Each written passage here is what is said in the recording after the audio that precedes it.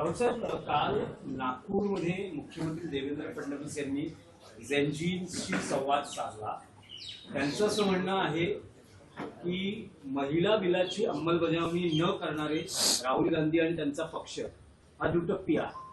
खरं म्हणजे हे त्यांनी स्वतःविषयी हा त्यांनी प्रश्न स्वतःला विचारायला पाहिजे की महिला आरक्षण किंवा महिला धोरणाबाबत दुटप्पी कोण, हे हा प्रश्न देवेंद्र फडणवीस यांनी स्वतःला विचारायला पाहिजे. त्यांनी थोडासा अभ्यास करावा लागेल. आता त्यांचा थोडा अभ्यास चाललेला आहे. त्यांना आता दिल्लीत जायचं आहे परत केंद्रीय मंत्रिमंडळात. त्याच्यामुळे त्यांनी केंद्रामध्ये काय घडलंय काय नाही घडलंय याबाबत त्यांना सजगता दाखवावी लागेल. कोणतंही महिला आरक्षणाच्या बिलाला कोणीही विरोध केलेला नाही. महिला आरक्षणाच्या बाबतीत ढोंग, नौटंकी, खोटारडेपणा कोणी करत असेल तो भारतीय जनता पक्ष, नरेंद्र मोदी, अमित शहा. 2023 साली ह्याच देवेंद्रजी फडणवीस यांनी एक ट्विट केलं होतं आणि महिला आरक्षण बिल संसदेमध्ये मंजूर झाल्याबद्दल नरेंद्र मोदी यांची वाहवा आणि अभिनंदन केलं होतं. ह्याच देवेंद्र फडणवीस आरक्षणाचं किंवा महिला सक्षमीकरणाचं बिल जे आहे हे 2023ला मंजूर झालेलंच आहे ना. तेच बिल परत आणून तुम्ही कोणाला मूर्ख बनवताय? देवेंद्रजी, नरेंद्र मोदीजी, अमित शहाजी, अमुकजी तमुकजी. बरं का, स्वतः देवेंद्र फडणवीस यांनी असा हातभर लांब ट्विट केलाय. अवतारी पुरुष मोदी यांनी कसं महिलांचा सन्मान केला, महिलांना बळ दिलं, महिलांना आरक्षण दिलं, हे गेल्या 100 वर्षात कसं झालं नाही वगैरे वगैरे. हे स्वतः देवेंद्र फडणवीस यांचं बघा तुम्ही समाज माध्यमात त्यांची भाषणं बघा. त्यानंतर फक्त ढोल ताशे वाजवून नाचायचेच बाकी होते, हे रेकॉर्ड करायचे तेव्हाच बाकी होते. त्यांनी तेव्हाच ढोल ताशे वाजवायला पाहिजे होते जो काळ वाजवले नागपुरात. 2023ला महिला आरक्षण बिल मंजूर झालं आहे आणि आम्ही असं म्हणतो सगळे की त्या बिलाची अंमलबजावणी करा. पण त्या बिलात त्यांनी घुसवलंय आता डिलिमिटेशन बिल आणि हे संविधान आणि पार्लमेंटरी नियमाच्या विरोधामध्ये. एक बिल दोनदा कसं मंजूर होणार कळतं का? आपण राज्याचे मुख्यमंत्री आहात ना, ते प्रधानमंत्री आहेत ना, अवतारी पुरुष. एक बिल महिला आरक्षण असं 2 वेळा कसं काय मंजूर होणार? जे 2023ला झालेलं आहे सगळे ओरडून सांगतायत. कानातले बोळे काढा, नजर स्वच्छ करा, चष्म्याचा नंबर काढून घ्या. ENT सर्जन नसतील सरकारी इस्पितळात, एम्समध्ये वगैरे तर आम्ही पाठ. वेळ लागले त्यांना. 8 कसला मूर्खपणा आहे.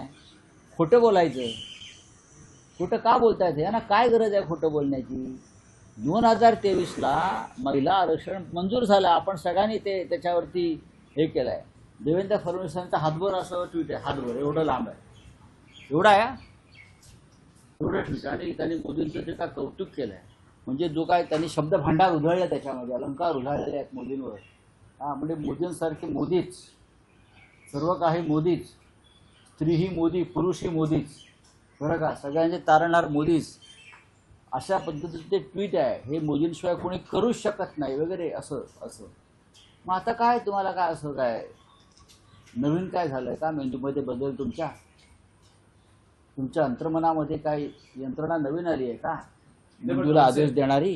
राऊत साहेब, त्यात फडणवीसांचा एक दावा आहे की जेव्हा ते बिल मंजूर झालं त्यावेळेसच त्यात म्हटलं होतं की महिला आरक्षण जर वाढवून द्यायचं असेल तर जागांची फेररचना किंवा जागांची संख्या वाढवावी लागेल.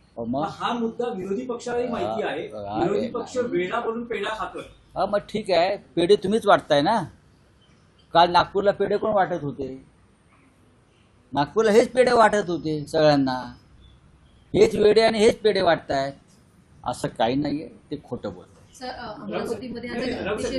यातलाच एक मुद्दा आहे की राहुल गांधींच्याच भाषणातला मुद्दा आहे, फडणवीसांच्या भाषणातला मुद्दा आहे. त्यांचं असं म्हणणं आहे की या देशाचं संविधान इतकं मजबूत आहे की एका रेल्वे स्टेशनवर चहा विकणाराही पंतप्रधान होऊ शकतो आणि माझ्यासारखा एक सर्वसामान्य माणूस, एक सर्वसामान्य कार्यकर्ता राज्याचा मुख्यमंत्री होऊ शकतो. बघा, परत ते खोटं बोलत आहेत. ते परत खोटं बोलत आहेत. नरेंद्र मोदी यांनी चहा विकल्याचा जर कोणी पुरावा आणून दिला बरं का गुजरातमध्ये, तर मी राजकारण सोडेल. नरेंद्र मोदी ज्या काळामध्ये चहा विकत होते असं म्हणतात, त्या काळात ते रेल्वे स्टेशन अस्तित्वातच नव्हतं. 71 सालाच्या आसपास काय तिथं आहे, तेव्हा ते स्टेशनच अस्तित्वात नव्हतं. मला मी सांगतो ना, मोदी या दंतकथा, मग काय पाण्यात नदीत उडी मारली, मग एक मगर आली, मग त्या मगरीशी मी कुस्ती केली, अशा ते बाललीला त्यांच्या ज्या आहेत त्याच्यामधली ही चहा विकण्याची लीला आहे. कोणीही चहा वगैरे काय विकला नाही. आपण पाहिला असेल अलीकडच्या काळातले मोदींची छायाचित्र प्रसिद्ध होत आहेत. लंडन, अमेरिका, फ्रान्स बालवयात टाय सूट लावून शाळेत जात आहेत. हां, ह्या दंतकथा पसरवल्या जणू काय मोदी अवतारी पुरुष आहेत. Modi non biological. बघा, नॉन बायोलॉजिकल माणूस शाळेत कसा जाईल, चहा कसा विकेल, मला सांगा जरा. जो आईच्या गर्भातून जन्माला आला नाही असते म्हणतायत, नॉन बायोलॉजिकल, अनैसर्गिक, ईश्वराप्रमाणे, तो कशाला चहा घ्यायला विकेल तिथे रस्त्यावर जाऊन? चहा कशाला विकेल प्लॅटफॉर्मवर? मुळात तो प्लॅटफॉर्म मोदी ज्या काळात चहा विकत होते असा दावा करतात, त्या काळात तो बनलेलाच नव्हता. ते स्टेशनच नाही बनलं, ते चहा कुठून आला? मोदींचा जन्मच झाला नाही, ते अवतारी आहेत, ते चहा कशाला विकतील? त्यांचं आता सुदर्शन चक्र आहे ना, ते फिरवत फिरवत त्यांना सगळं मिळेल. खोटं बोलतात, खोटं बोलतात. ते म्हणतात की मी नगरसेवक होईन असंही मला कधी वाटलं नाही. असं बघा, या देशामधले अनेक राज्यकर्ते, या देशामधले अनेक राज्यकर्ते हे अशाच सामान्य घरातूनच राजकारणात, समाजकारणात आलेले आहेत. प्रत्येक जण. डॉक्टर अब्दुल कलाम काय आहेत? तुम्हीच आहात का? सगळेच. तुम्हीच कशाला? तुम्ही नगरसेवक होईन असं वाटलं नव्हतं, तुम्ही राज्याचे मुख्यमंत्री झालात. याबद्दल तुम्ही या महाराष्ट्र राज्याचे कायम आभारी असायला पाहिजे. पण तुम्ही महाराष्ट्राचे तुकडे करायला निघालेलात. धर्माधर्मात द्वेष निर्माण करताय, खोटं बोलताय, रोज उठून सुडानं वागताय, सगळ्यांशी द्वेषानं वागताय. जो माणूस सामान्य घरातून जन्माला येतो तो असं वागत नाही.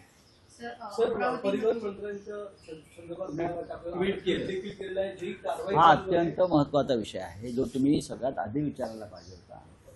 या राज्यातील हजारो रिक्षा चालक जे मराठी आहेत, सामान्य कुटुंबातले आहेत.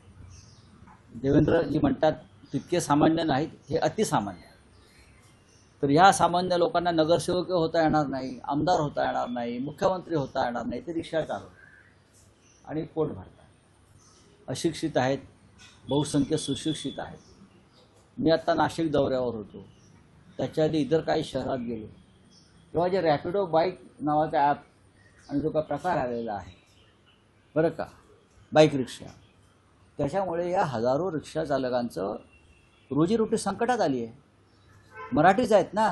एका बाजूला तुम्ही मराठी शिका, अमराठी रिक्षा चालकांना असं सांगताय, चांगलं आहे. त्याच वेळेला जे मूळचे मराठी भूमिपुत्र आहेत त्यांची रोजीरोटी तुम्ही हिरावून घेताय.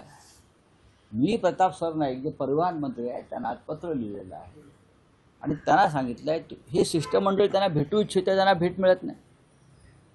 आंदोलन करू इच्छित आहेत, आंदोलनाला परवानगी देत नाहीत. मग प्रश्न मांडायचे कसे? मी स्वतः त्यांच्याकडे वेळ मागितला. मी या रिक्षावाला नाही घेऊन कशा करताय. आणि ही जी कंपनी आहे रॅपिडो, यांनी अनेक मंत्र्यांच्या गणेशोत्सव, दहीहंडी, लग्न कार्य यांना प्रायोजकत्व दिलेलं आहे कोट्यवधी रुपयांचं. काही मंत्र्यांना निवडणुकीचा निधी दिलेला आहे. म्हणून ही परतफेड होते आहे का? परिवहन मंत्र्यांनी स्वतः ते सामान्य घरातून आले असं नेहमी म्हणतात. आमलेट पावची गाडी मी चालवत होतो कुठेतरी डोंबिवली वगैरे भागात, ते काहीतरी आमलेट ना काय, भाजी पाव, आमलेट पाव, ते रिक्षा चालवायचे ना. भुर्जी पाव. राज्याचे डेप्युटी सीएम रिक्षा चालवायचे असा दावा आहे त्यांचा. अर्ध्या मंत्र्यांचा दावा आहे कोणी पानपट्टीवर बसायचं, कोणी ह्याच्यावर बसायचं. मग ही सगळी मुलं जी आहेत रिक्षा चालक गरीब, त्यांच्यावर तुम्ही अन्याय का करताय? कॅबिनेटमध्ये तुम्ही बंड का करत नाही या रिक्षा चालकांसाठी? कोणाचा दबाव तुमच्यावर आहे? दिल्लीतल्या चहावाल्याचा आहे का? हां, सांगा ना तुम्ही. जी भाषाशक्ती केलेली आहे त्याच्यावर अखिलेश यादव यांनी टीका केलेली आहे आणि भाजपातले मुंबईतले मंत्री किंवा नेते हे खंड पडलेत का ते या भाषेच्या संदर्भात का काही करत नाही? जी नाही, अखिलेशजींनी असं सांगितलेलं आहे की स्थानिक भाषा यायला पाहिजे. अनेकांनी हे सांगितलं. गिरिराज सिंग आले होते काल, त्यांनी म्हटले की इकडल्या लोकांना व्यवसाय करताना स्थानिक भाषा यायला पाहिजे, पण हा नियम सगळ्यांसाठी सारखा हवा. आता कॉर्पोरेटमध्ये लोक काम करतात, ते कुठे मराठी बोलतात? त्यांच्या कानाखालीच मारायला पाहिजे. मग मुंबईतल्या कॉर्पोरेट क्षेत्रात किती लोकांना मराठी येत आहे? किती लोक इकडला मराठी धर्म पाळतात? हा तो विषय, आणि हा विषय योग्य आहे. इथे राहणाऱ्या प्रत्येकाला मराठी भाषा आलीच पाहिजे. मग तो एखाद्या कॉर्पोरेट कंपनीचा संचालक असेल, डायरेक्टर असेल, हां, काम करणारा असेल, कोणी यायचं बाहेरून आणि मराठी भाषेचा अवमान करायचा. फक्त रिक्षा चालकच कशाला? कायदा आहे ना इथे मराठीचा, तो सर्वांना अंमलात आणावा असं अखिलेश यादव यांचं म्हणणं आहे. मोठी दुर्घटना घडलेली आहे. अमरावतीच्या रुग्णालयामध्ये आग लागली. 39 जे नवजात बालक होते ते प्रभावित झाले, तर 3 बालकांचा जागीच मृत्यू झाला. हो, मग त्याच्यात आता राज्याचे जे मुख्यमंत्री आहेत देवेंद्र फडणवीस, ते हे राहुल गांधीमुळे झालं असं म्हणणार आहेत का? काय की पंडित नेहरूमुळे झालं? तुमचं राज्य हे रसातळाला गेलेलं राज्य आहे. आरोग्य, शिक्षण, रस्ते विभाग, कुठे एकही खातं नीट चालत नाही. मुलं जळली जात आहेत, मारली जात आहेत, खड्ड्यामध्ये लोक पडून मृत्यू होत आहेत, आणि तुम्ही हे राहुल गांधीची स्पर्धा करताय. राहुल गांधीची स्पर्धा तुम्हाला शक्य नाही देवेंद्रजी. या क्षणी राहुल गांधी खूप पुढे निघून गेले. हे काल जे होते हे स्वयंसेवकांची मुलं होती त्यांच्या, बरं, मी ते एरवी फुल हाफ पॅन्ट घालतात, त्यांना काल फुल पॅन्ट घालून बसवलं होतं कालच्या त्या ह्याच्यामध्ये. हे त्यांनाही माहीत आहे देवेंद्रजींना. आणि सगळा पेड इव्हेंट होता. काही कोटी रुपये खर्च झाले. हा खर्च कोणी केला? जो ठेकेदार शालेय पोषण आहारामध्ये भ्रष्टाचार करतो, वाटाणावाला, बरं का, वाटाणा शिजत नाही ना 13 शिट्यानंतर, पगारिया नागपूरचा, तो हे खर्च करतो सगळे, म्हणून त्याला कॉन्ट्रॅक्ट्स मिळतात. पगारियाची सर्वपक्षीय मला माहीत नाही, माझ्याकडे त्याचं उत्तर नाही. कोणी असेल, जर त्याने गुन्हा केलाय तर त्याच्यावर कारवाई व्हायला पाहिजे आणि त्याचं कॉन्ट्रॅक्ट रद्द केलं पाहिजे. हे तुमचे प्रश्न अत्यंत चुकीचे आहेत की सर्वपक्षीय, धर्मपक्षीय. गुन्हा केलाय ना, आता झालाय ना, तुम्ही त्या मुलांची बाजू घेतली पाहिजे. पत्रकारांनी पगाराची काय बाजू घेते? पगार या सगळ्या पक्षाचा आहे म्हणून. माझा आहे का? माझं कोणी नाही, मला माहीत नाही, मी पक्ष बघत नाही. शालेय पोषण आहारामध्ये मुलांना अत्यंत निकृष्ट दर्जाचं अन्न मिळत आहे. तो कोणी असेल, तो ह्या पक्षाचा, तो त्या पक्षाचा, सर्व पक्षाचा, मग सर्व पक्ष गुन्हेगार आहेत. त्या मुलांची माफी मागा जाऊन सगळ्या पक्षांनी. आणखी एक प्रश्न आहे की सर्वोच्च न्यायालयाचे न्यायाधीश प्रसन्न वराळे यांनी एक मत व्यक्त केलेलं आहे की कुंभमेळ्याच्या मोठ्या बघा, न्यायमूर्ती प्रसन्न वराळे 1% म्हणजे 35 ते 38 कोटी रुपये हे जर ग्रामीण भागातल्या शाळांवर खर्च केले, शाळा वाचवण्यासाठीचं आंदोलन सुरू आहे, मराठी शाळा, खर्च केले त्या शाळा वाचतील. अशा प्रकारचं विधान सुप्रीम कोर्टाचे न्यायाधीश न्यायमूर्ती प्रसन्न वराळे यांनी केलं आहे, आणि ते अत्यंत महत्त्वाचं विधान आहे. आम्ही तेच सांगतो. नाशिकच्या कुंभमेळ्यामध्ये 38,000 नाही, आता 45,000 कोटीपर्यंत बजेट गेलं.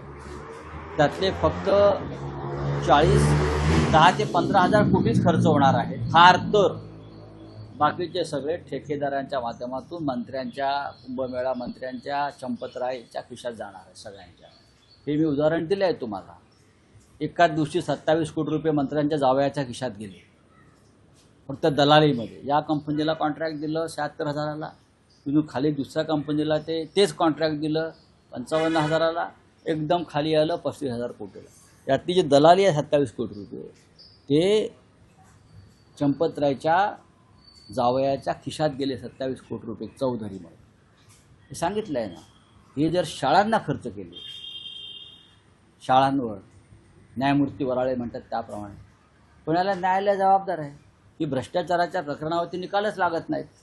चला, थँक्यू. बोलिए. 2020 में जो एनडीए है वो तैयारी कर रही है कि म्हणजे वन इलेक्शन तैयारी कर रही है. कौन कर रही है? एनडीए से मंथन कर रही है इसके बाद. तो करने दो ना, मंथन चिंतन करने दो. कितना भी मंथन करे, कितना भी चिंतन करे, लेकिन 2029 में ये लोग सत्ता पे नहीं आएंगे. राहुल गांधी बहुत आगे निकल चुके, बहुत आगे, देश के अनडिस्प्यूटेड लीडर बन गए. 2012 में जिस स्थान पर मोदी थे उस स्थान पर आज राहुल गांधी है. सर, आपने जो चाइनीज घोटाले की बात की थी वो क्या मामला था? अरे भाई, महाराष्ट्र के स्कूलों में, गांव में जो मिड डे मील मिलता है उसकी क्वालिटी जाकर देखिए. जो वाटाना रहता है ग्रीन पीस, कुकर की 13 बार सीटी लेने के बाद भी वो पकता नहीं है, और वो कच्चा वाटाना हमको बच्चे खाते हैं. वो चाइनीज़ वाटाना है, वहाँ से आता है, उसमें प्लास्टिक है, प्लास्टिक का है कुछ. कॉन्ट्रैक्टर कौन है? बीजेपी का आदमी है, पगारिया. कौन एक्शन लेगा उसके ऊपर? वो बीजेपी को पैसा देता है, बीजेपी के सब प्रोग्राम स्पॉन्सर करता है. प्राइम मिनिस्टर ऑफिस ने उसके ऊपर ध्यान देना चाहिए. बड़े बड़े भाषण लाल किले से करते हैं गरीबों के बारे में. वो जैन जी के आप पूरे कार्यक्रम चल रहे हैं. ये बच्चों को देखो जरा. अखिलेश कुमार का जो है हिंदी बोलने का आपत्ति है, उसमें क्या होगा? अखिलेश यादव जी ने ऐसा कुछ नहीं कहा. यहाँ कानून है, हर स्टेट में कानून है, स्थानिक भाषा आनी चाहिए, यही अखिलेश जी ने कहा है ना. लेकिन ये कानून सबके लिए होना चाहिए. यहाँ जो कॉरपोरेट में काम करेंगे बड़े बड़े पदों पर, ऑफिसेस में, उन्हें मराठी बोलते, उनको भी मराठी आनी चाहिए. उनके ऊपर भी मराठी की शक्ति होनी चाहिए. हर राज्य में वहाँ की लोकल भाषा लोगों ने अभिमान से और स्वाभिमान से बोलनी चाहिए. लोकशाही मराठी ऐका, पहा, जागरूक रहा.